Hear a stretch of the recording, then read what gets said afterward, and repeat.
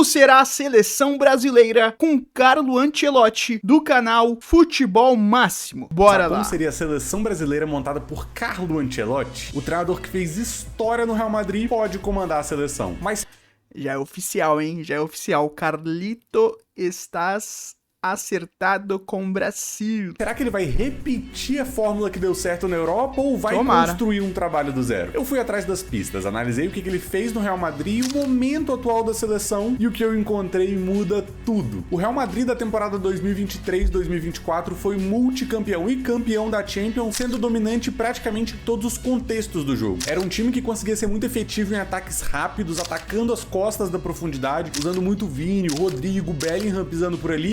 Foi um time que brilhou bastante na questão das individualidades, né?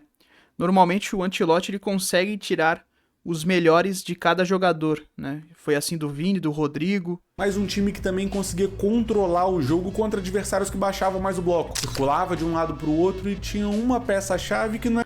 Mas o Real deu umas sofridas na Champions, viu? É que o Courtois, meu amigo, que goleiro é Courtois, né? Vamos ver se no Brasil a gente vai ter o Alisson aí no mesmo nível, fazendo milagres. Porque o Courtois, ele salvou o Real Madrid naquela Champions algumas vezes, viu? Não é nenhum dos nomes convencionais. O segredo tinha nome e número. Toni Kroos. E a forma com que o Real conseguia variar de modelo de jogo dependendo do contexto. Complicado, hein? Porque a gente não tem um meio-campo desse nível aí.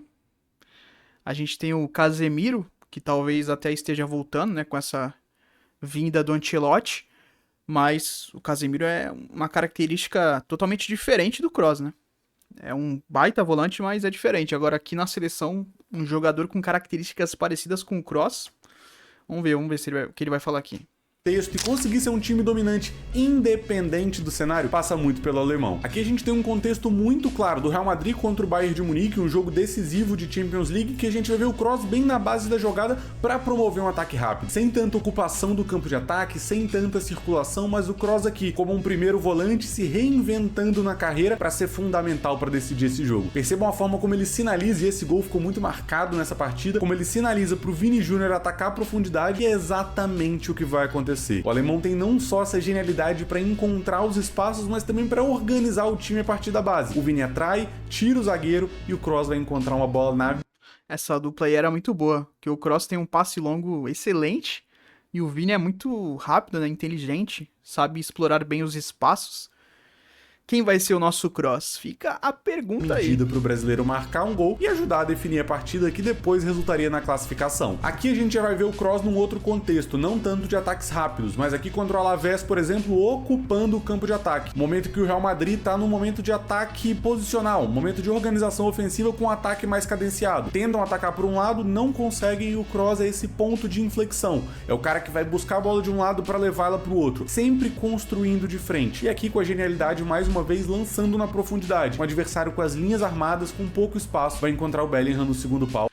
O Kroos é muito diferente, né, cara? A visão dele de jogo é algo impressionante para marcar o gol que vai abrir o placar. E tem mais, defensivamente o Kroos também tinha uma importância fundamental. O Real Madrid jogava geralmente com um trio de meias e o Kroos era o meia mais centralizado. E ele por ali dava mais liberdade que os outros meias saltassem para pressionar. Aqui a gente vai ver o Valverde saindo de posição para vir incomodar o lateral do Barcelona, porque ele sabe que nas costas dele vai ter o Toni Kroos na cobertura. Não é o jogador mais rápido, não é o jogador mais forte, mas um jogador muito inteligente na ocupação de espaço e com uma liderança muito acima da média. Aqui vai fazer muito bem a cobertura sem ter que percorrer grandes distâncias, intercepta e mata o ataque do adversário. Aliás, se você curte esse tipo de leitura mais tática do jogo para entender os pormenores, os detalhes, ativa o sininho de notificações aqui embaixo. Lembrando, hein, o vídeo original está na descrição, hein? Então, tem vídeo novo toda semana destrinchando o que os times realmente estão fazendo, porque o jogo vai muito além do placar. Temporada 2024-25 e com a aposentadoria do Kroos, o Real Madrid virou um outro time. Se antes jogava com esse trio de meias para ter um trio na frente com Rodrigo, Vini e Bellingham, agora o time tinha não só que sustentar a ausência do alemão, mas comportar Kylian Mbappé no time titular. E com isso, obviamente, você ganha mais qualidade para atacar a profundidade, esses momentos de ataques rápidos, mas você perde em outros pontos do campo também. Vai ter um meia a menos para fazer cobertura, o que tira esse espaço defensivo, e obviamente um jogador a menos para construir jogando de frente, trocando de corredor e lançando a bola na profundidade. E isso ficou muito claro na eliminação contra o Arsenal nessa Champions. E com a aposentadoria do Kroos, a gente vai ver isso afetar também na qualidade de saída de bola. Um jogador a menos para qualificar e muitas vezes ele baixava para fazer uma saída de 3. Resultado, nessa temporada o Real Madrid sofreu em alguns momentos errando a saída de bola, fazendo a defesa ter que correr para trás no momento em que ela não tá tão bem organizada e cedendo espaço para o adversário mesmo contra.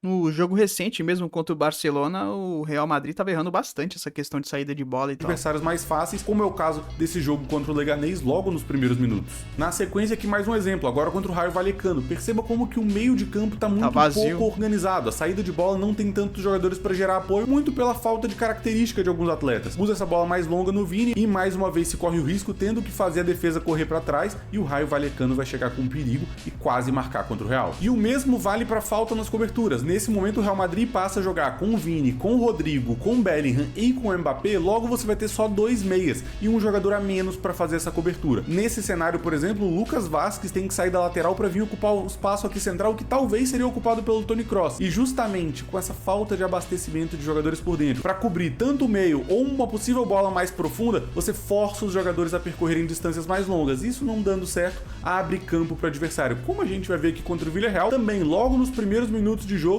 o Real, com 4 jogadores na defesa e só 2 no meio, tendo que correr ainda mais para trás, o Villarreal chegando e levando perigo ao gol do Courtois. Contra o Atlético de Madrid, o mesmo efeito. Vão usar da bola longa e percebam aqui o Modric tendo que cobrir 2 jogadores, muito porque ele só tem mais um jogador de meio com ele. As distâncias são mais longas que eles vão ter que cobrir. Sobe ou guarda a posição.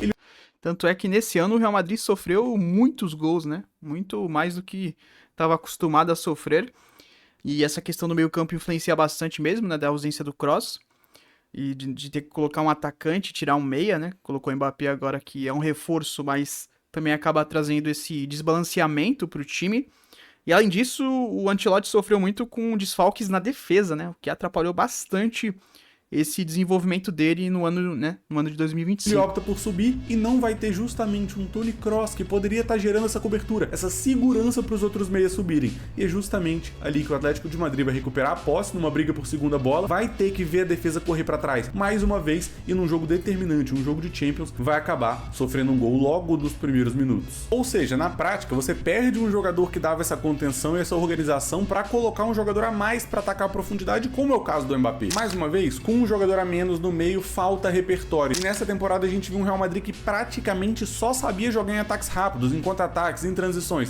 Em individualidades, né? E contra o Arsenal isso ficou muito claro. Beleza, mas falando de seleção brasileira, qual o contexto que a gente tem hoje? A gente fez um trabalho muito irregular do Dorival, que em algum...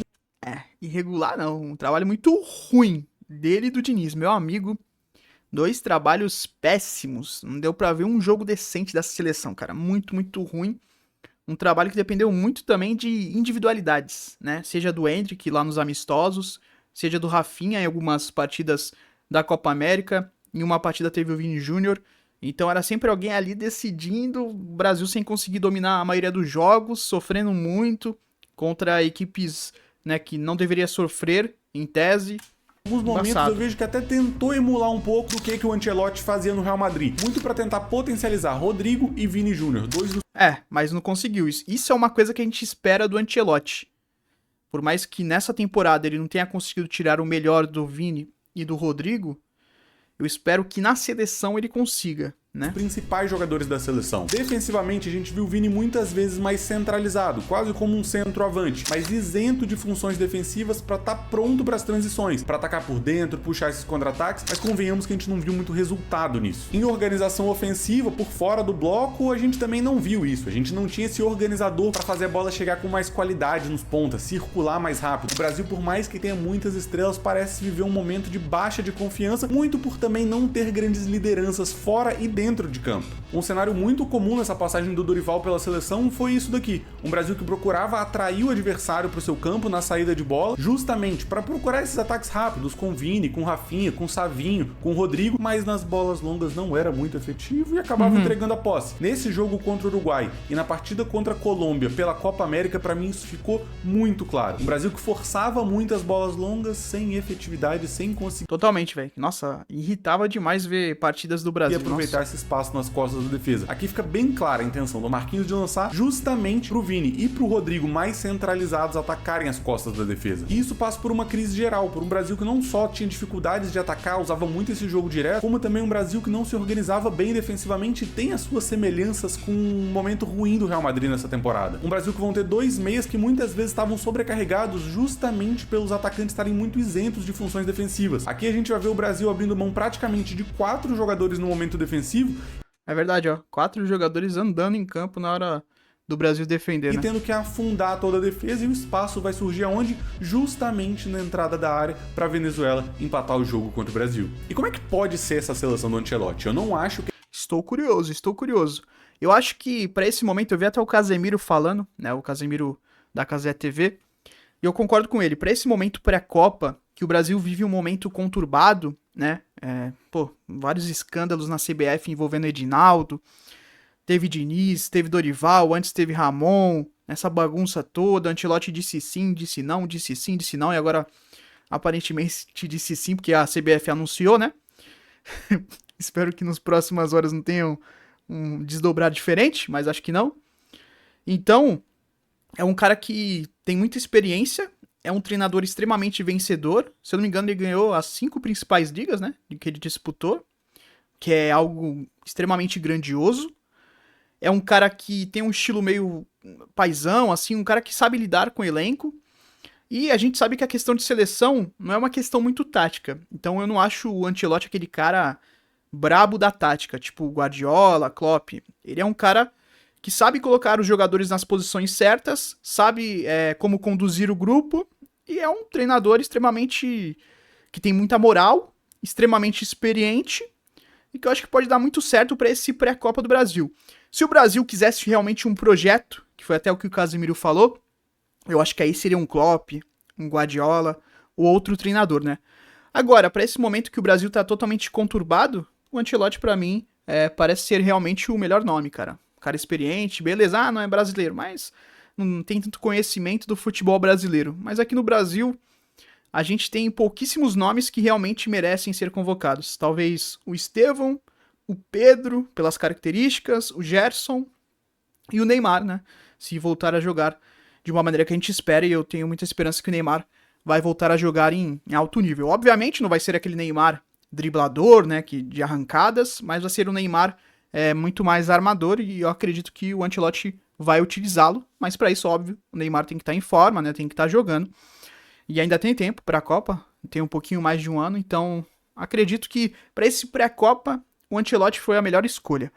Agora, para uma próxima Copa, eu acho que aí a seleção já poderia começar a estudar uma possibilidade de um treinador que viria para revolucionar, entendeu? Para fazer realmente um projeto a longo prazo. A gente tá precisando, né, ganhar essa Copa. Então o Ancelotti vem com esse peso aí. Agora, para longo prazo, acho que trabalhar melhor a nossa base, fazer algo como a Espanha fez, como a Alemanha fez lá atrás, entendeu? Começar na base e também já ir projetando no profissional um estilo de jogo, né? Um treinador que venha para mudar como tudo funciona na CBF, na questão de futebol e outras questões que envolvem, né, o futebol. Pô, eu acho que o Ancelotti tem chance de dar certo. Ele vai simplesmente copiar um modelo, muito menos o modelo do Real Madrid, que não deu tanto certo nessa temporada. Eu acho que ele vai colocar um pouco mais de contexto, mas é possível que ele use nomes que nem estão mais na cabeça dos brasileiros para reorganizar a seleção. Casemiro é um, né? Trazer essa liderança para dentro de campo também e trazer essas coberturas. Muito do que o Toni Kroos conseguiu agregar para aquela equipe. Aqui a gente tem um esboço do que eu imagino que possa ser a seleção com o Ancelotti. Alisson, o Ederson no gol, e na defesa não vejo grandes mudanças. Eu acho que quando o Militão voltar, ele tem que estar aí, viu? O Marquinhos é um zagueiro que não me passa um mínimo de confiança, tá? Não me passa um mínimo de confiança. É um zagueiro que tanto no PSG quanto na seleção tem falhas assim que não podem, né? Que beleza, o zagueiro falha uma vez ou outra, mas ele falha em momentos que não pode, tá ligado? E são falhas bizarras. Parece ser um zagueiro meio azarado. Teve uma recente aí, mesmo com o PSG passando, ele nem foi empurrado e caiu ali, né? O Arana na esquerda eu discordo demais, não dá. Acho que ali é Caio Henrique, qualquer outro nome. Arana não dá, não. Pelo amor de Deus, não dá. O Wesley na direita, beleza, tinha até esquecido dele nessa questão. Né? Realmente é um jogador promissor. Tem também o Wanderson, né? Acho que vai variar nisso daí. Casemiro, Bruno Guimarães e Gerson. Acho que é o que o Brasil tem mais pra hoje no meio campo. O Bruno Guimarães não se provou ainda na seleção. O Gerson vinha fazendo partidas ok e boas. O Casemiro tá recuperando esse bom futebol no United, é uma esperança. O Rafinha, Vini Júnior e Rodrigo precisam começar a jogar na seleção, né? O Rafinha, até sendo justo aqui, né? Ele teve algumas partidas boas pela seleção, mas não perto do que ele é no Barcelona. O Vini teve 1 ou 2, 3, 4 partidas no máximo boas pela seleção, que tu fala, nossa, o Vini foi bem. Ou então que decidiu. E o Rodrigo também, há muito tempo, ele até era um cara que ia ok na seleção, mas há um tempo já ele vai muito mal. Então a gente espera que o Ancelotti consiga recuperar esses jogadores para que eles joguem bem na seleção, que é o que a gente espera, né? Mas a Arana não dá, não. Saibam construir e principalmente usar laterais que tem muito pisado. Não dá. O Arana nem no Campeonato Brasileiro consegue no último terço. E aqui tem um trabalho interessante do Ancelotti. Por muitas vezes usar o Carvajal, o Mendy, o Lucas Vázquez, jogadores que chegam muito no fundo, ele geralmente vai fazer uma saída em 2+3, não com os laterais, mas com os volantes mais baixos, prontos para jogarem de frente. E aqui que vai ter a importância de você ter o Bruno Guimarães e o Gerson, mas que também tem a liderança, por exemplo, do Casemiro, que vive um momento de retomada no Manchester United, já trabalhou com o Ancelotti e pode ser uma peça importante na seleção. Então, o Casemiro é uma liderança muito importante pro Brasil, principalmente né? Para ser esse jogador no momento que o Brasil ocupa o campo de ataque, para a bola circular de um lado para o outro, liberando até os meias, o Bruno Guimarães e o Gerson, com mais chegada, para fazer a bola chegar de um corredor e ele virar para o outro, como eu mostrei do Toni Kroos, claro, com menos qualidade, mas que também... Esse é o meu receio, por mais que o Casemiro não seja um passador ruim, né? Ele não tem aquela qualidade do Toni Kroos, ele é um baita volante, mas muito mais, né, destruidor do que construtor. Só que, óbvio, tem qualidade para fazer lançamentos, né? Mas não é aquela mesma genialidade do Kroos, não é, né? Seja um jogador para fazer a cobertura e permitir a pressão. Em compensação, é um cara muito mais combativo, né? O que o Kroos não era tanto. Então, tem esse perde e ganha. Os saltos, a caça do Bruno Guimarães e do Gerson na fase ofensiva. E claro, um time que também esteja pronto para atacar de forma mais rápida, principalmente entendendo essa saída de bola, que é possível gerar, atraindo mais o adversário para o seu próprio campo, e aqui tendo um trio extremamente definidor com 2 jogadores com o Ancelotti. Eu acho que quando o Neymar voltar, e é o que eu espero que realmente ele vai voltar a jogar em, né, um nível bom, ele tem que ser encaixado nessa seleção, tá? Porque ele é o jogador mais diferente que a gente tem. O Rafinha pode estar numa excelente fase, o Vini pode ser atualmente o melhor brasileiro, né? Mesmo que o Rafinha esse ano tá melhor, mas se a gente for pegar no geral, o Vini é o melhor. Só que o Neymar tem que entrar nessa vaga aí, cara, porque de talento, de genialidade, não dá pra deixar um cara como o Neymar fora, tá ligado?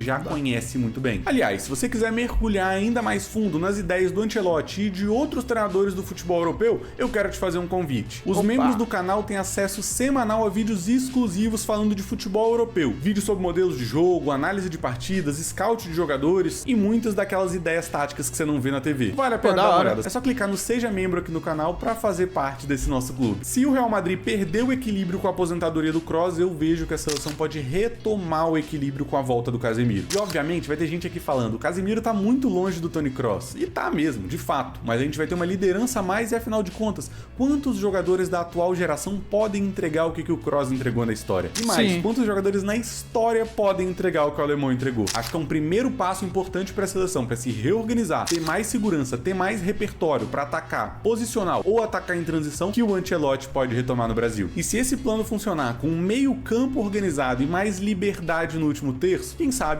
o título não pode estar mais perto do... O Ancelotti vai ter bastante trabalho. Eu ainda acredito bastante na possibilidade do Brasil ir bem na Copa e até mesmo sonhar com o Hexa.